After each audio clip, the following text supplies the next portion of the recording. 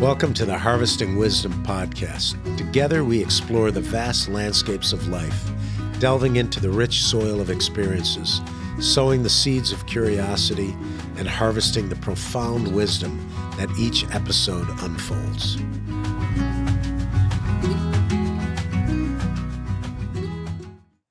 Welcome to another podcast of Harvesting Wisdom. I'm your host, Mike McMahon, and I am in Lithuania today.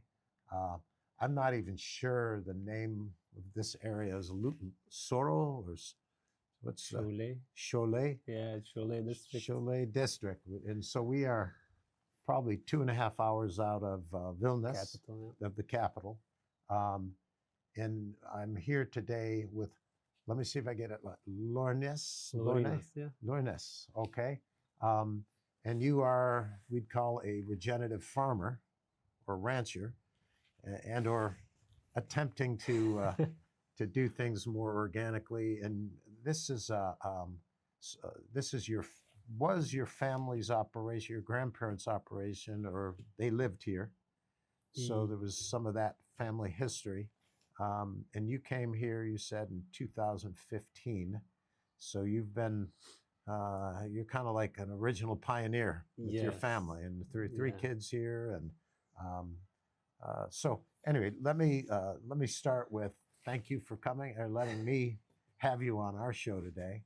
And thank you for letting us come out here to see everything you're doing. And let me know, let people here who are watching know, what brought you here, besides the fact that was your family and everything. Where did you ever think you were going to do this when you were younger? Is this? So actually where it started, my grandfather used to live nearby. Mm-hmm. So I would spend summers here. And but I would never had this idea that I would come here and live off the land. But at some point, still in high school, where we had to choose where to go and study at the university level and stuff like that, I had this idea maybe I would want to become a farmer. But the initial idea was, that farmers should have many hectares, should have tractors, should have all of the infrastructure and stuff. Family money. Yeah, family money. And I was, okay, I'm just going to do something else. So I went to University of Edinburgh to study plant science. And so while studying there, all of the studies were related more to the molecular stuff, the genetic engineering, and I wanted more applied science that I could grow things. Later, I understood that I should have gone to the horticulture studies. But anyway, so at some point, I just stumbled upon the video of Jeff Lawton's about greening the desert.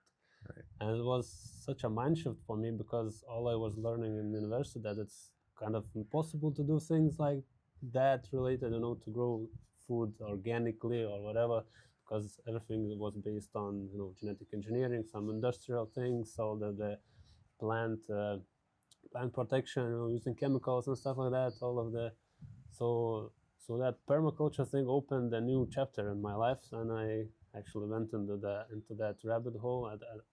At some point, I decided that, hey, I have my grandfather there, and there's land that I could do some things, Uh-huh. And so many years passed. I already had a wife, and we decided to come here to live. And where were you live? Did you meet each other in Scotland? Yeah, well, no, she was living in Šiauliai, where we were classmates, actually. Okay. And we were living in one area in Šiauliai. Okay. Yeah, but so somehow we got together, and had our first child, and we decided that we would want to go and live somewhere outside of the city. Okay. I was already back, and we somehow thought about this area, and we came here and got this piece of land where we could build our straw house. We did it, and then we thought we should produce some food.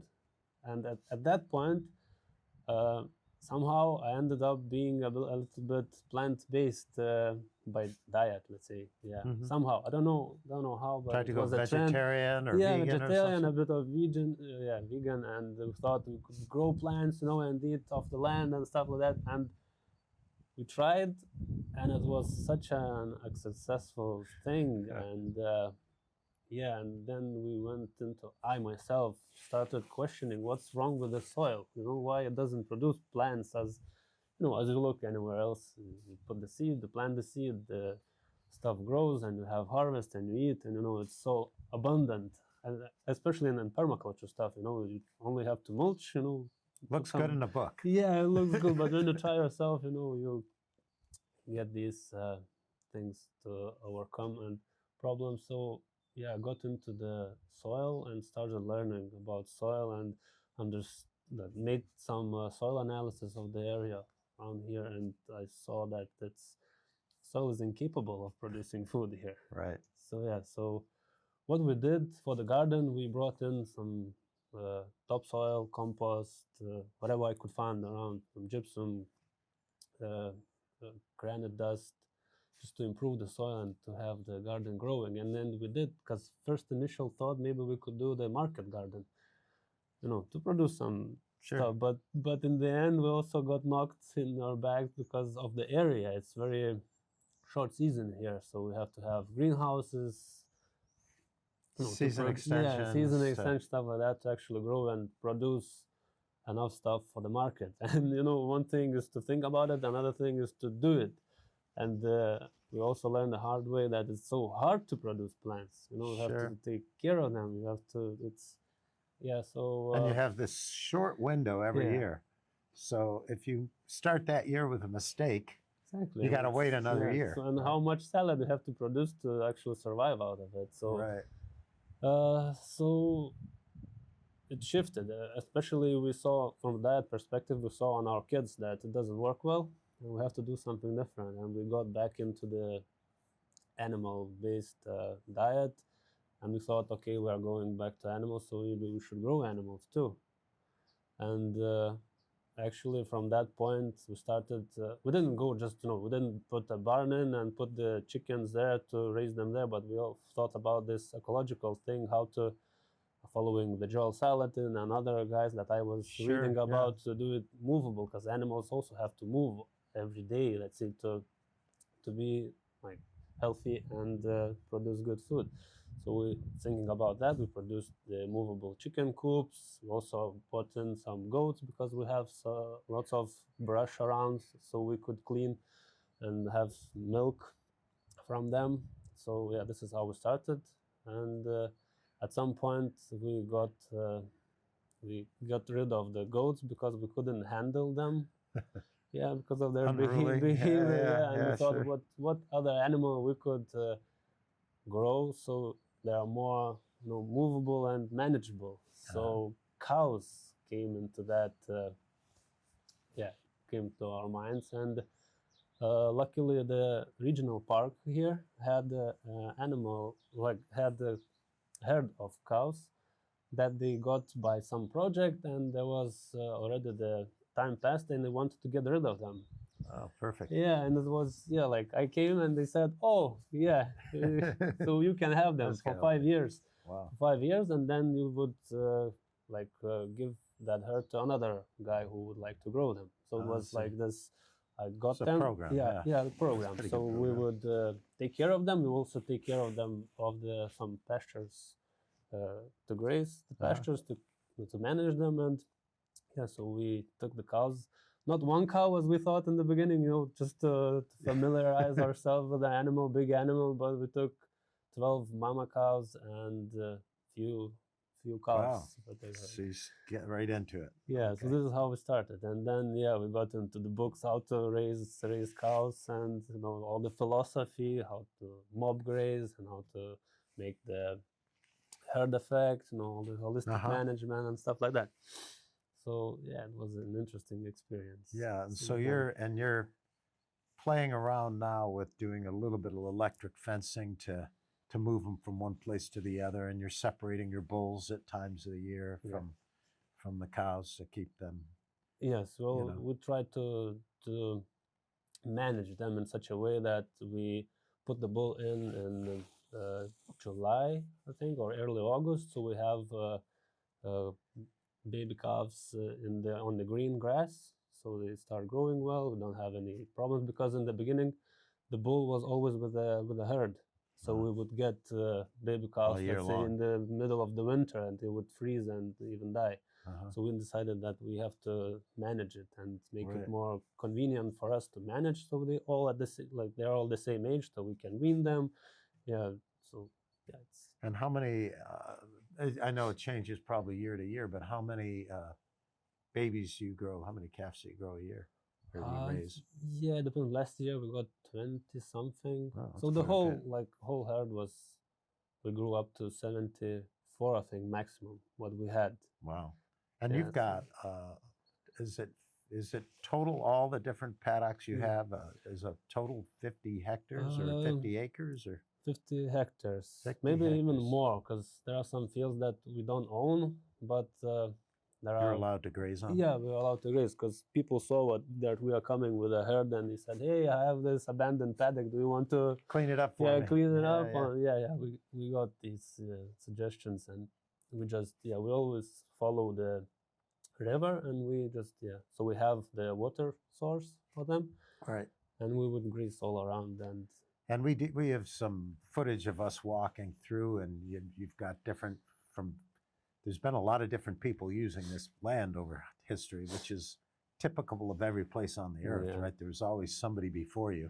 But so you do have some pretty good retention basins, and you've kind of controlled the water off the river to be able to, for the most part, you're not really having to dig wells and rely on municipal water or anything like that. It's just natural water. Going through. This is how we thought about it. That it's like the most important thing is water, and we have to base our management around it. So in here in home, let's see, our home camp is where we keep the herd during the winter period, where we feed on hay, feed them on hay, and we would think, let's say we're gonna feed in this field, but we still need water, so we have to arrange everything in such a manner that we have always running water or just fresh water for them to drink, and it's. And when you go to market, then you're raising the cow for about 2 years, give or take, and you Yes. sell it at what time? Right before the winter. Yeah, we only sell bulls now, so our Is that right? like marketable beef depends on how many bull calves we have, because we want to increase our herd, so we keep all the heifers to our own. So it depends, because we were kind of lucky, because during all these years we got a high percentage of female calves rather than bulls. So it's good to expand the herd, but it's not too good economically for the meat. Bulls. So but it takes two years to raise them, for the bull to grow, and we start harvesting them in the end of the season. So when it gets kind of cold, we don't have any problems with its refrigeration. You don't have to feed them for another 6 months. You don't have to feed them for the third winter, let's say. Right, so right. And we finish our, let's say, meat season just before the Christmas. And you've had chickens, but now you're going back into a pretty good sized chicken. Yes. Now, how about what you're eating as a family? Do you eat your own meat then? That's actually the most important thing. Right. Why we farm is to have our own food. Right. And then we take care of ourselves first, and then we take care of the other and people. So there's a slaughterhouse, there's a butcher nearby, or do you bring it to market and then bring it back? It was quite hard actually to find a suitable slaughterhouse, because not all of them are capable of harvesting a bull, a big animal. Right. But we found one not far away, 50 kilometers from here, so it's fair enough for the grass-finished animal to bring it that far. And they also butcher there, like slaughter and butcher, and we got it packaged, and we can keep it for ourselves or to deliver. And are you eating the bull, or you're eating both the bull and because I see you do have some dairy cow out there, so do you switch it up, or how do you do that? And what does a family of 5 eat a year? Like one cow? I think can you eat a whole cow? It's one cow a year, but it's a little bit more.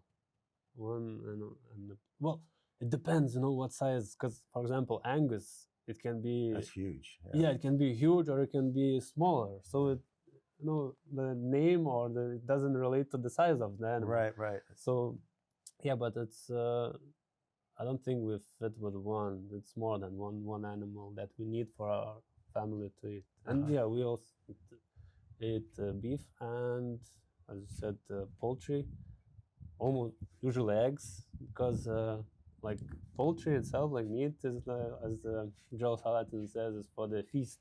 Because beef is for every day, and poultry is For the feast. for feast. Yeah. Okay. Because it's harder to produce bird animal. It's trickier. Yeah, it's, well, not in like in this. Nowadays, when the grain is cheap, but in general, it's Right. harder to produce. Yeah, it's expensive to feed them. Yeah. It's almost like you spend more money on the feed than you get to eat, right? Yeah. But they're great that's why a lot of people have the layers for Yeah. the eggs, because you're We also getting like them quite a because, few years out of the chicken.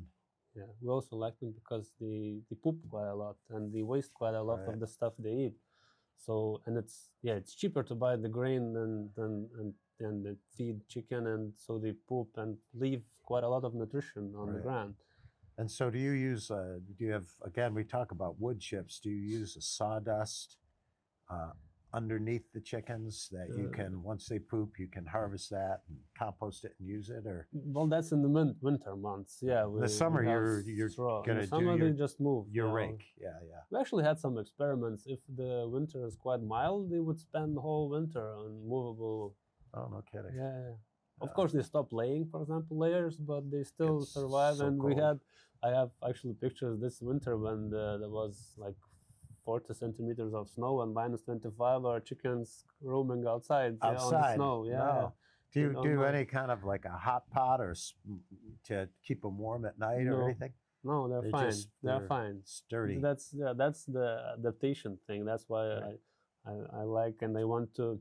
Because this year we're expanding on chicken, but we're gonna buy the hybrids, Mhm. hybrid poultry. But I think in the next couple of years we're gonna introduce our own breed and mix them together, so they are more adaptable to our Climate here. our climate. I know that when we were in Mongolia, they didn't do chicken because it just got too cold, too severely cold, and they'd lose the whole. Yeah, so and because they're nomads, they didn't really have they they didn't have a place to keep them warm. Okay, so what's next? What do you got? So you don't have any hogs. Yeah, we would like to, but we are not allowed. I think it would be really nice to have hogs. When you're not allowed, is that just a it's because of farming regulation? Yeah, farming regulation that we're not allowed to have hogs outside on the grass doing their own thing, because of the African swine flu. Got it. Yeah, well, it's strange because all the heritage breed heritage breed should be adapted to their environment, and now when they are closed in, they actually lose their genetic potential. Right. And just degrading, Right. if they are kept as commercial breed. Yeah. Right. So that's sad, actually. Yeah, we've seen that. It should be changed. Well, I would think that they'd have the law to allow you to raise your own, like 1 or 2 or 3 a year. Commercially, I understand. They're afraid of having an outbreak they can't control, but you would think that if you were doing your own, they'd give you But they don't allow that because these, 1 or 2, 3 roaming pigs could pass on the swine flu to somebody next door. Yeah, big commercial farms, and they would need to eradicate all of the animals. And that's, from the biological perspective, I think they should learn more and, to allow this, but I understand the other things, the money, the lobbying and other stuff that prohibit the evolution of it. That is the way of the world. So chickens, you got the new rake barn right there that you're going to keep going on that. How about, we talked about sheep.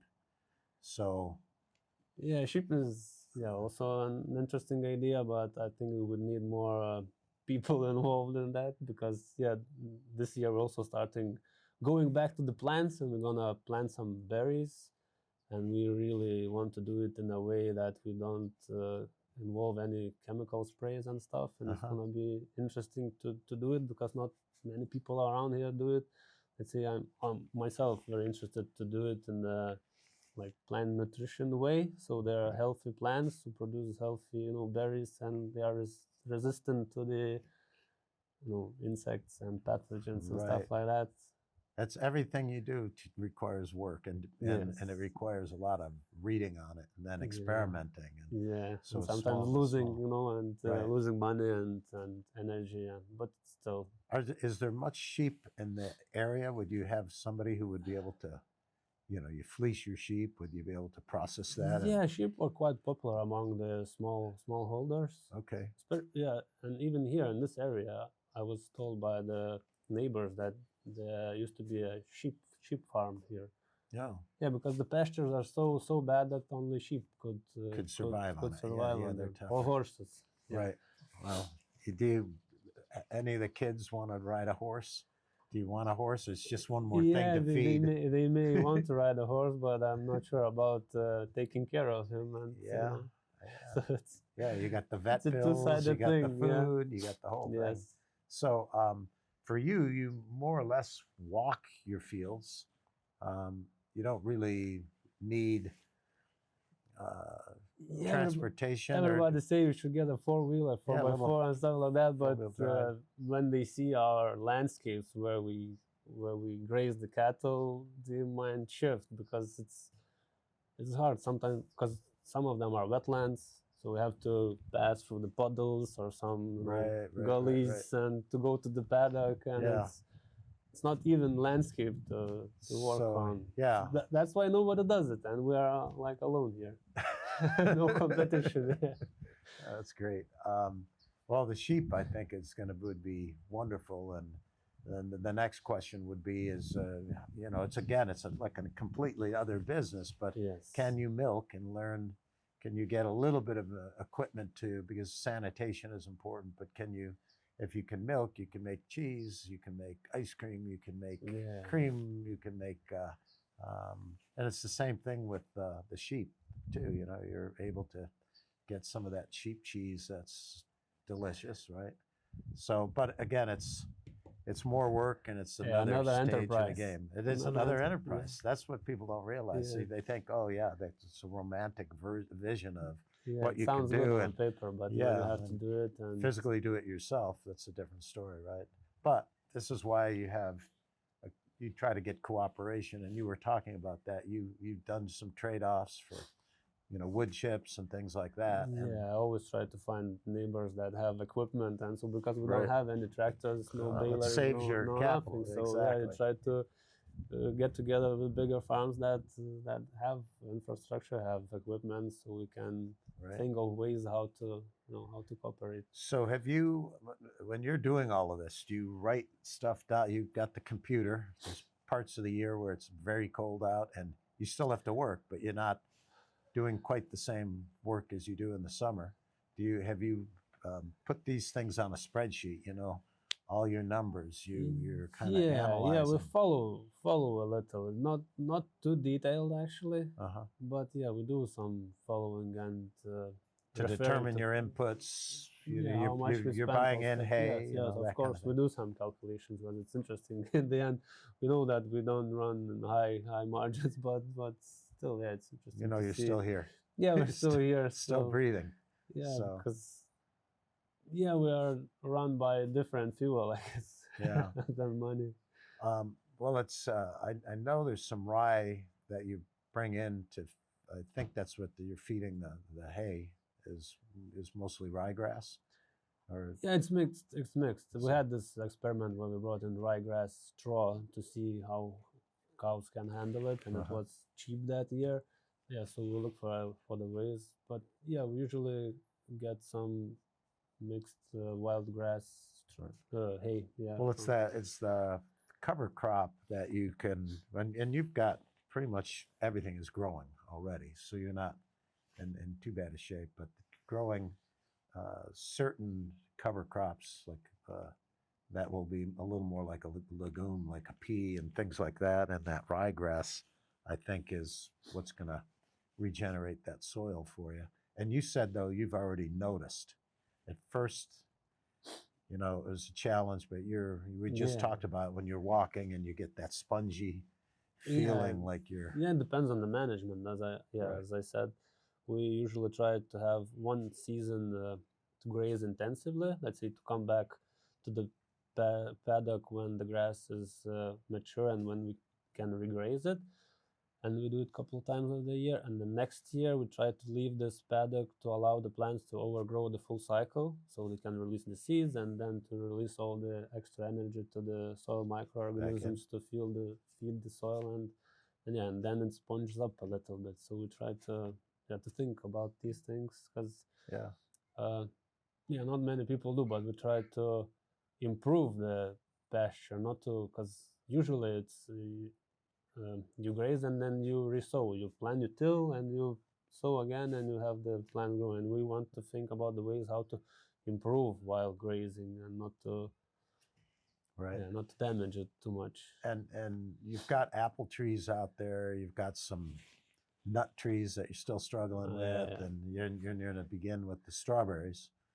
We know blueberries do very well in an acidic soil, and blackberry hedges too are things that. But everything you do requires that next level, right? Yes. So if you start growing berries, then you have to can your berries up every year. You know, you've got to that kind of thing. I mean, that's gonna be another issue how to right how to preserve them. How do you preserve? We are right? thinking about fresh market, but yeah, if we're not gonna sell all of it, then we're gonna think of ways how to preserve and keep it for. And you can do it as a hobby, but it's a healthy hobby for you too, to eat better of your own food, which was the whole goal, right?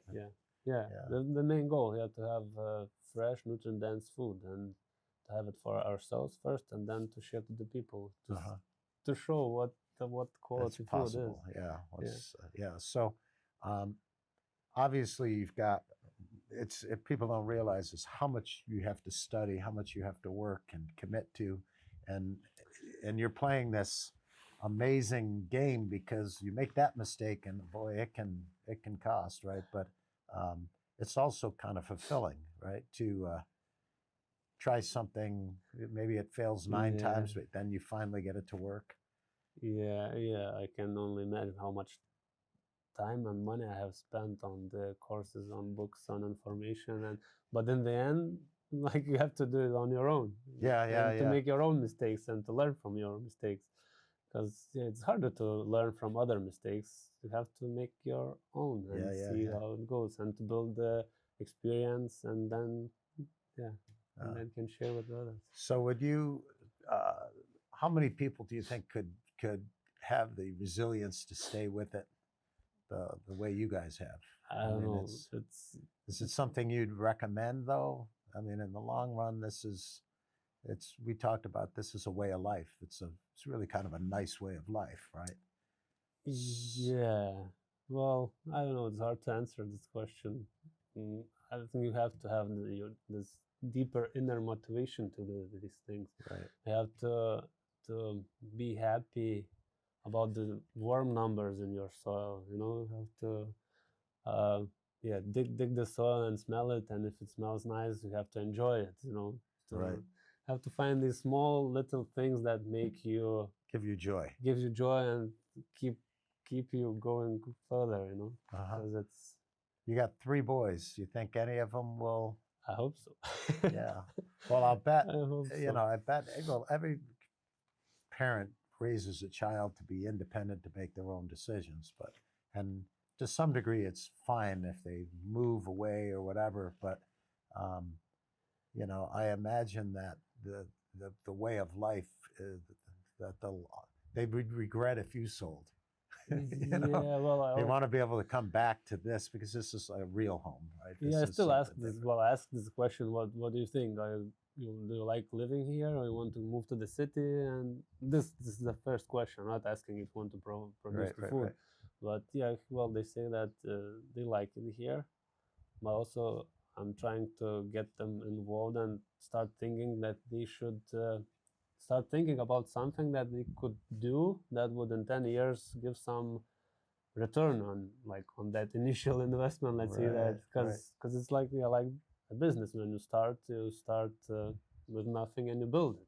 Right. So it's the same here. If they start early, by then when they finish school, they might have something that they could hold on, and don't have to go to this wild world and to find something else to survive on. Yeah. But I'm not saying that I want to lock them in and so they stay here. I think they should go and see the world and then decide. Realize how good they had it. Yeah, or they decide that they want to come back or do whatever they want. Yeah. Well, they're about to head into their teenage years. Yeah. That's when that's when everything changes. Yeah. So, but they look like they got a pretty good solid base here to me. So I think they'll do well. See. But well, I appreciate you allowing us to come out here and talk with you. And, it's a pleasure. You know, it's a beautiful setting, and you know, I'd love to see your inspiration is going to be great for a lot of people out there, because I think a lot of people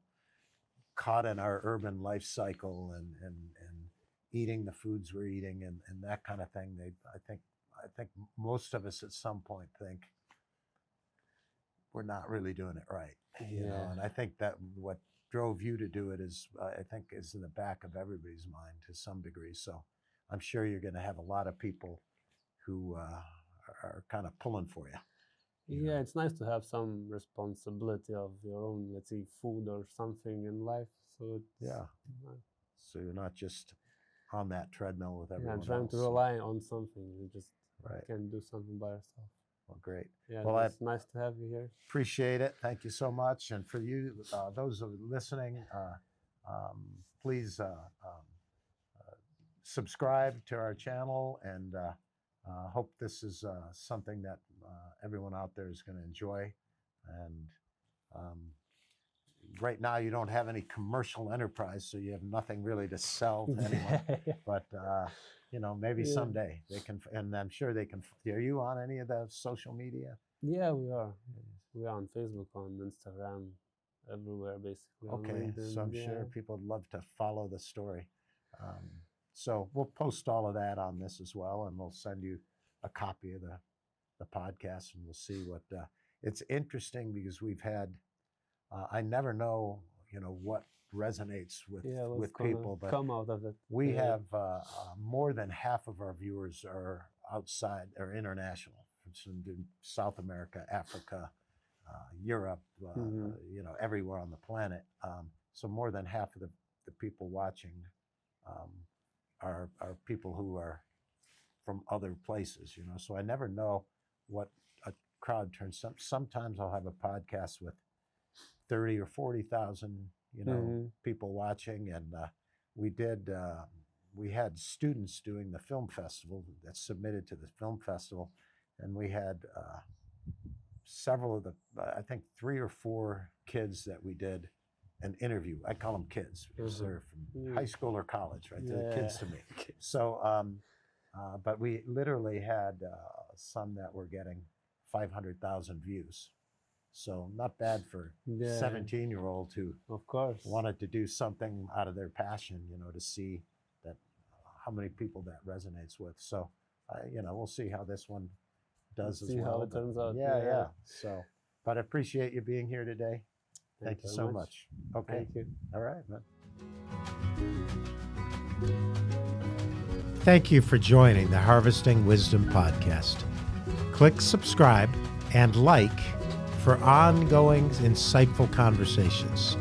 Explore our webpage for show notes and additional resources. Visit our guests' webpage for deeper insights. Your engagement is the foundation of our journey, and until next time, keep pursuing wisdom.